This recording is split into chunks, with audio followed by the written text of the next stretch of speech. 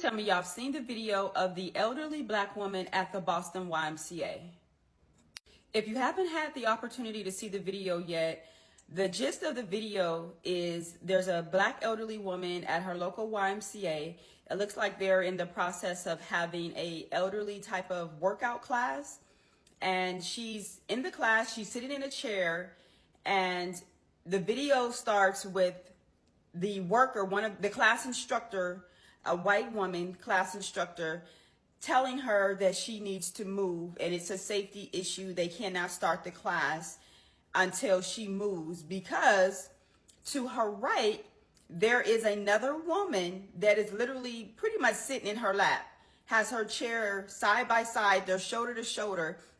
And the instructor is saying that it is not safe for them to conduct the class with both of them so close together. So the ask is that the black elderly woman moves to another position within the classroom. Now, this is where the problem lies, because the black elderly woman is saying, I was here first. I've been in class first. I positioned my chair here first.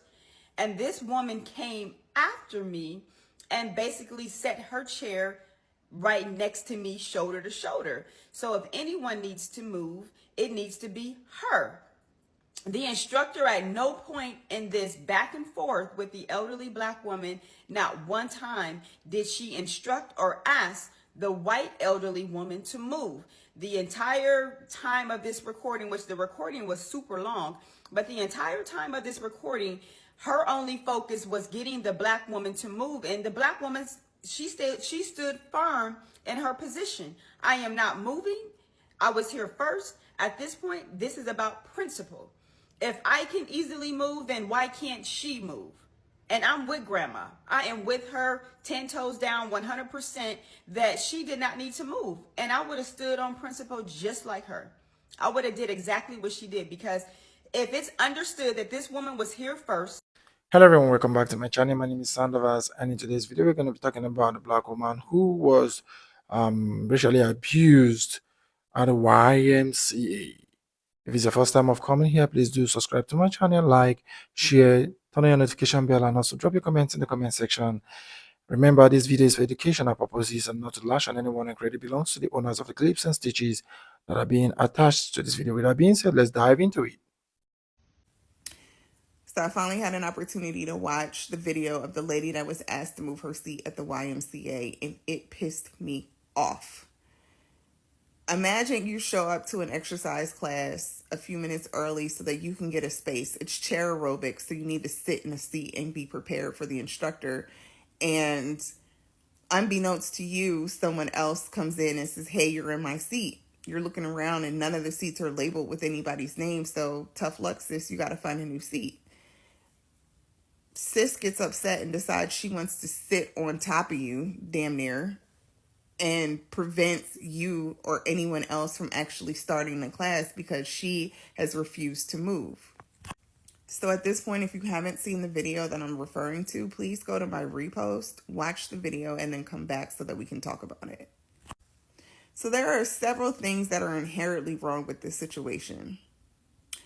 It is really surprises me that adults can't use critical thinking to say, this isn't going to turn out the way that we wanted to, so let's just try a different angle. So the issue number one is that Petty Betty number two that got there late is upset and having a whole hissy fit. No one's asked her to move her seat, okay? We're focused on Miss Ma'am that got there first. Here's where the optics of things go to the left, okay? Miss Ma'am that got there first is a black lady. So now you've got the instructor, whoever else from the gym, a third person that comes over, and then they're white, asking her to move her seat. But yet no one has addressed Miss Petty Betty over here that's having a whole hissy fit. Then they go and they were like, well, maybe we should get two black people over here. Maybe she'll listen to them. And then they go and find two black people. And they're asking Miss Ma'am to move her seat again. No one collectively out of you 5 individuals said, maybe we should ask Petty Betty to move and threaten not to start the class. Why is it Miss Ma'am's responsibility to accommodate this lady who came in not late per se, but not early enough to get the seat that she desired? And then they have the audacity to tell her that these seats aren't assigned and no one has the right to reserve one. So why are you speaking to Miss Ma'am about this? And why hasn't anyone addressed Petty Betty? It pissed me off so bad. Okay, so here's where things really go to the left. They can't get this lady to move. Do you know they call the police? They actually pick up the phone and dial 911. And the police actually show up to assist them with having this elderly lady move her seat to accommodate someone else.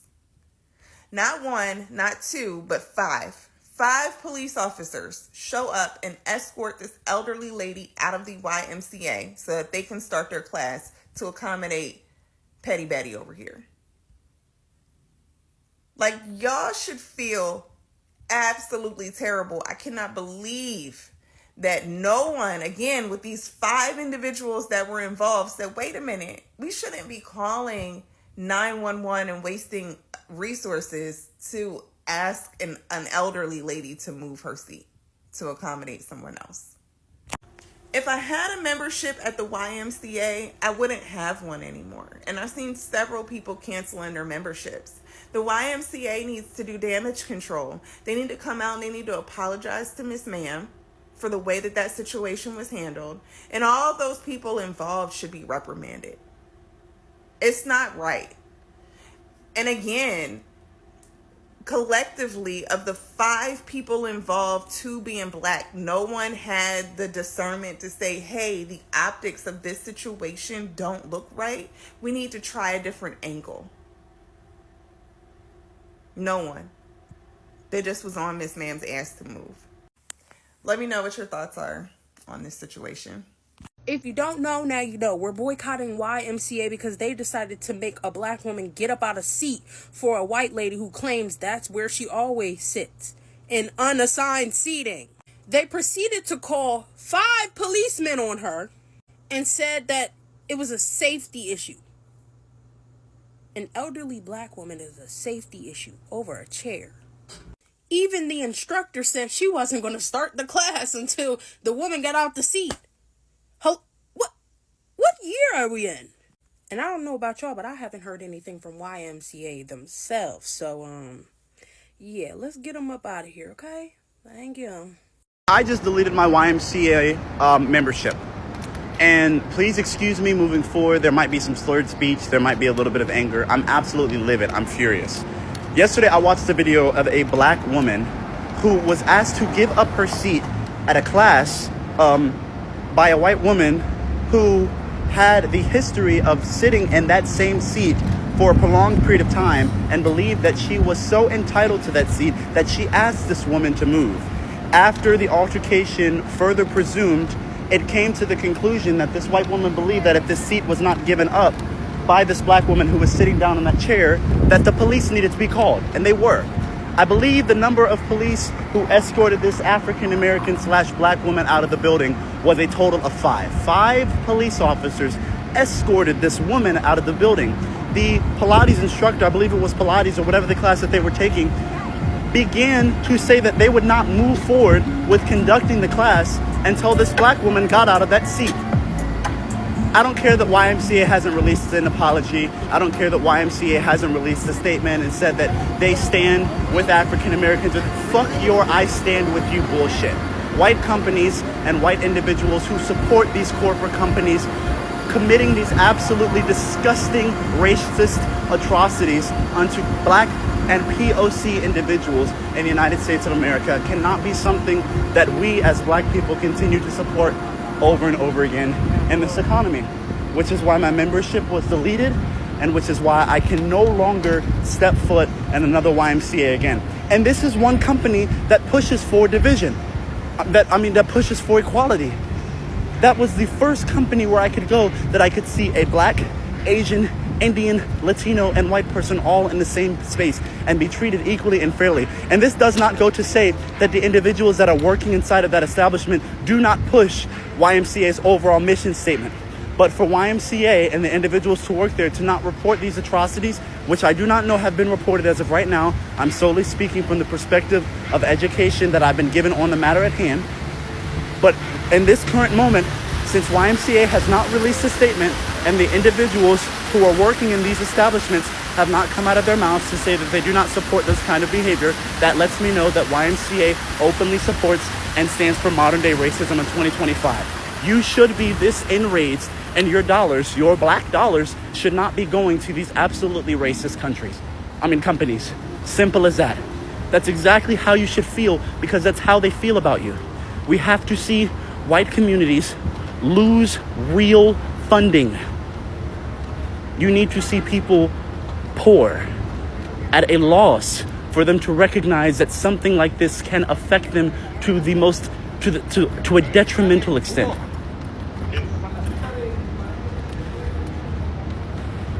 Absolutely disgusting.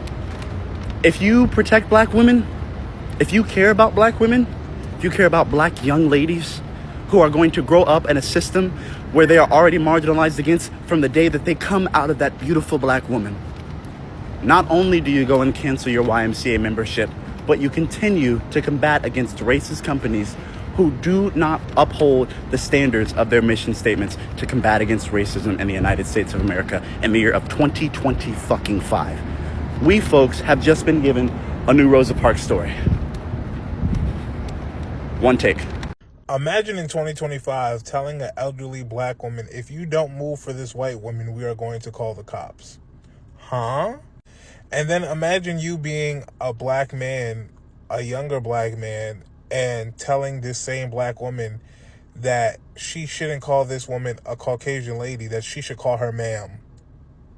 Excuse me? I'm not gonna lie, some of y'all need to be put down immediately because, huh?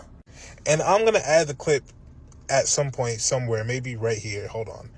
I want you to tell this Caucasian lady to She move. has a name, just like how you have a name. I don't know her name. Okay, so just address her as ma'am. So it has nothing to do with race, because... So now I'm supposed to address this lady as ma'am. Yeah, because it has nothing to do with race. And she's been cussed. Yeah, nothing to do with race, ma'am. So, But basically, this woman, older black woman, went to the YMCA. She goes to the YMCA all the time. And this is the second time that this has happened, apparently, where she has gone there before everybody else. And this white woman won't move from where she's at because either she likes this seat or she wants to go here. And the instructor keeps asking, and everyone at this point keeps asking this black woman to move over and keeps saying, can't you just move over 2 feet? And her response is, why can't you tell this white woman to move over when I was here first? This is a principal thing. They even continue in the video to say there is no assigned seats. The only person who has an assigned seat in here is the instructor. That woman is not the instructor. You are now threatening to call the cops because she won't move rather than you just moving this other woman. Then you try to get every single black person in there to try to diffuse the situation, try to get her to move when literally this woman can move. You're literally in her space, sitting in her seat. She was there first. There is no reserved seats in this class. Next time, get there earlier. And this is the second time this has happened. You know, the YMCA needs to respond. They need to do something. And if you are in the Boston area, you need to either make a call, go up there, or do something. Because it's ridiculous. They even try to call her husband. And she was talking to her husband. She said, don't even try to do it. You live with me. Don't do it. Stop it. It's a principle thing. They're playing with me. And she's 100% right. now she's cussing Is it really that important? at me. Why won't they have her to slide over? I understand your frustration. Look at her. And I'm not sliding over. Ma'am. But again, how do you, as a 25 to 35, specifically year-old black man, sit there and watch this happen to an older black woman and you don't say nothing, but your response is, call this white woman ma'am, not Caucasian lady. That's what you're really worried about. And then your response is, well, if you won't move, I'm going to have to call the cops. Why is that your first thing? Even if she was wrong, there's still a way to handle that. She was 100% right and you still handled it wrong? Please, be so fucking for real. Yeah, some of y'all gotta go, man. I'm not even gonna lie. Like, it is 2025. It is ridiculous that I even have to make a video, or that this older black woman even had to go through this. And nobody said nothing and just allowed this to happen because a white woman was crying because she couldn't get where she wanted to sit in the class. Go to hell. The black woman stood her ground in a racist YMCA. Incidents like this do not happen in a vacuum. Many public institutions like gyms, schools, community centers, and yes, sometimes YMCAs can become environments where implicit bias or outright racism shapes interaction. When a black woman encounters hostility, exclusion, or unjust rules applied selectively, it reflects a broader history where black bodies are being policed, questioned, or treated as out of place. Standing her ground in a such setting is not only a personal act of dignity, it is a direct challenge to the unspoken racialized hierarchy that some people feel entitled to enforce. This is power dynamics at play. A YMCA is built on ideals of community, inclusiveness, and shared access. When a racist incident occurs in a YMCA, the harm is twofold. One is individual harm. When you talk about individual harm, it's the fact that a black woman is being confronted with a very high level of disrespect and suspicion, including aggression. And this questions her right to exist confidently in that space. So institutional failure is the next one, which is the second one. Staff or bystanders who do not intervene, contribute, or who do not intervene in such cases or contribute to environmental racism where institutions inadvertently allow discrimination behaviors to thrive. So her act of standing firm disrupts these power dynamics instead of shrinking back or making herself look small. She asserts equal membership and equal humanity.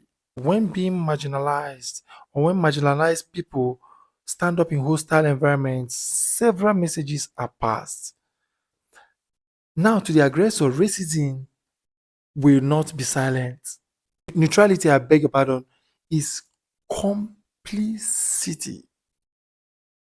So, to the institution also, policy, culture, and training needs a high level of scrutiny. And then to other black people, resistance is possible and dignity is a non-negotiable thing. This matters because racialized encounters often rely on punishing black people into compliance through intimidation, through embarrassment, or even social pressure. Refusing to yield or buy into this interrupts that circle. For her to stand up to racism, especially in a public setting, requires emotional control in the face of provocation, awareness of personal safety, strength, and also strength to handle potential institutional backlash. And this is the ability to articulate boundaries clearly. So, black women often face a double burden when it comes to racism because they are females, racial stereotyping, and gender expectations. So, because they remain calm, soft, or non confrontational, it makes it look different when she defends herself with fairness. And this is an act of reclaiming both voice and identity. And I'm fully in support of that. A defining part of this analysis is not about what she just did, it is about what the YMC does next. So, what are they going to do? What have they done after this incident? Do they really investigate? Do they hold the racist individual accountable? Do they provide staff training? Do they protect the victim and affirm the victim's right? It's about whether the institution responds with silence. It's about whether the institution responds with neutrality or corrective actions. It determines whether it's a one-time confrontation or it has become a symptom of a deeper systemic failure. That her courage becomes a case study in modern civil rights. It becomes a case study in everyday spaces. Microaggression, escalation, and resistance. Now, how racism survives through ordinary interactions. It also sends a wider message about the importance of visibility and accountability. Racism thrives when victims are quiet and institutions look away. Refusing to be intimidated is a direct challenge to that system. So let me have your thoughts on this. I know that this video is for educational purposes and not to lash on anyone. If it's your first time of coming to my channel, please do subscribe to my channel, like, share, drop your comments in the comment section, and credit belongs to the owners of the clips and stitches that are being attached to this video. With that being said, I'll say peace and love. Bye for now. Until my next one.